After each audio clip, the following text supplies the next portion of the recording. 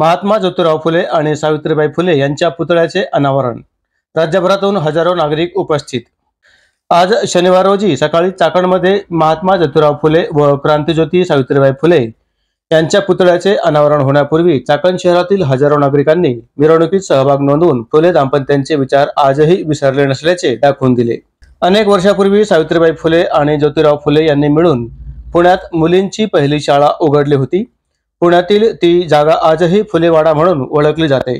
त्यावेळी क्वचितच कोणत्याही कुटुंबाने आपले राहण्याचे ठिकाण बदलून दिले। देशात क्रांतीची ज्योत जागवली होती।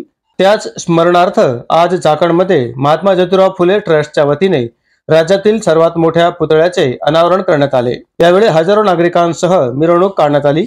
यावेळी माजी आमदार रामभाऊ कांडगे, तुकाराम कांडगे, शांताराम घुमटकर यांच्यासह अनेक बड्या व्यक्ती या कार्यक्रमाला उपस्थित होत्या। यावेळी सिद्धेश कर्नावटे यांनी माजी आमदार रामभाऊ कांडगे यांच्याशी संवाद साधला। बघूया ते काय म्हणाले। क्रांति ज्योति सावित्रीबाई फुले और महात्मा ज्योतिराव फुले की महानता पूरे देश को पता है, ये किसी को कहने की जरूरत नहीं है।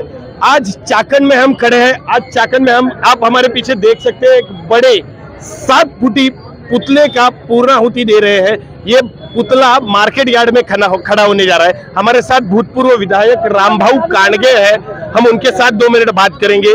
क्या बात है भाऊ, क्या कहेंगे आप कि ये पुतला क्यों?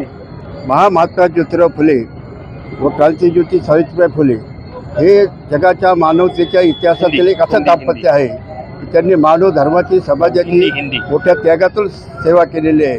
क्रांतिज्योती सावित्रीबाई फुले यांनी या देशातील म्हणजे गेल्या 5000 वर्षातील पहिली महाराष्ट्रीयन किंवा मराठी किंवा हिंदुस्थानी मुलींची पहिली शाळा पुणे येथे सुरू केलेली आहे। त्याचप्रमाणे महात्मा ज्योतिराव फुले यांनी समाजाच्या निरनिराळ्या क्षेत्रामध्ये शोषणातून, सर्व प्रकारच्या शोषणातून समाज मुक्त झाला गेला पाहिजे हे अंगीकारलं आणि म्हणूनच त्यांना मोठ्या भक्तिभावानं महात्मा ज्योतिराव फुले ही जनतेने पद्धत दिलेली आहे। आणि 1927 साली ज्यावेळेला महात्मा गांधी हे पुण्यामध्ये आले होते, त्यावेळेला महात्मा फुल्यांचं कार्य त्यांच्या निदर्शनास आलं आणि महात्मा गांधी सहजच बोलून गेले, या देशातील खरा महात्मा कोण असेल तो महात्मा ज्योतिराव फुले आहे। ही खरं त्यांच्या अर्थाने गौरव झालेलं आहे आणि त्यांचे आज पुतळे या शहरामध्ये बसत आहे आणि म्हणून त्यांनी स्थापन केलेला मानव धर्म आपण अंगीकारला पाहिजे आणि सर्व प्रकारच्या शोषणातून समाज मुक्त झाला गेला पाहिजे हीच करी त्यांना आदरांजली आहे। आणि सर्व चाकणकरांना आणि चाकणच्या सर्व परिसरातील लोकांना,